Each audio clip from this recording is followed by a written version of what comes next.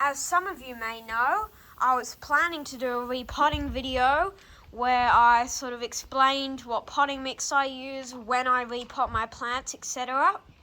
But as of right now, I actually don't have any plants that need repotting, so I thought I'd do a video explaining those things, but just sort of walking around and looking at the plants instead.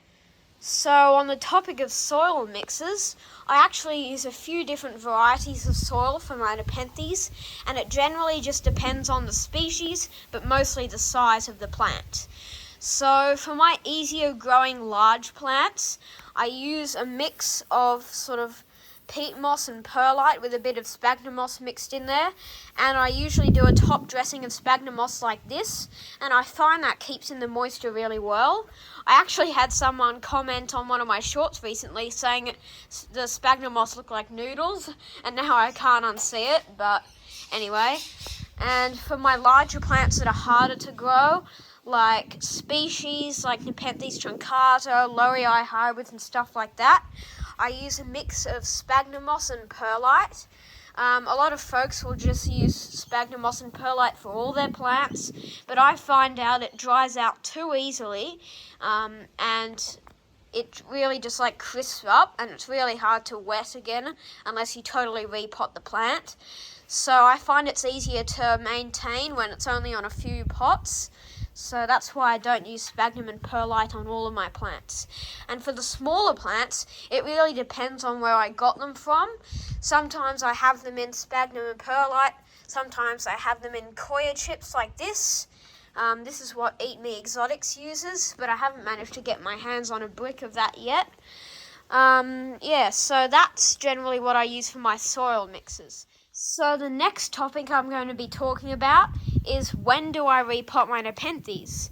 Now, I've seen some people, they get these tiny little plants and they put them in a massive pot like this, and they'll think, oh, I never have to repot it.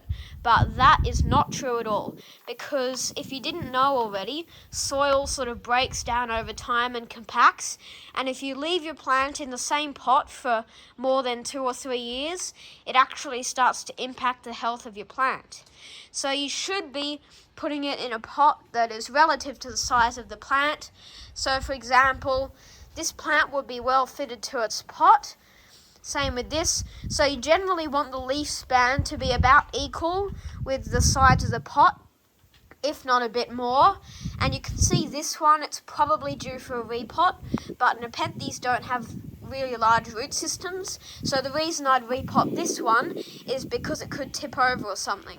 So that's another reason why you should repot your Nepenthes, if you think the plant is at risk of falling over. Or you could put a stake in the plant, which is this sort of bamboo stick, which I have in some of mine. So yeah, and another reason for repotting your Nepenthes is, of course, the plant getting larger, or rootbound as some people call it.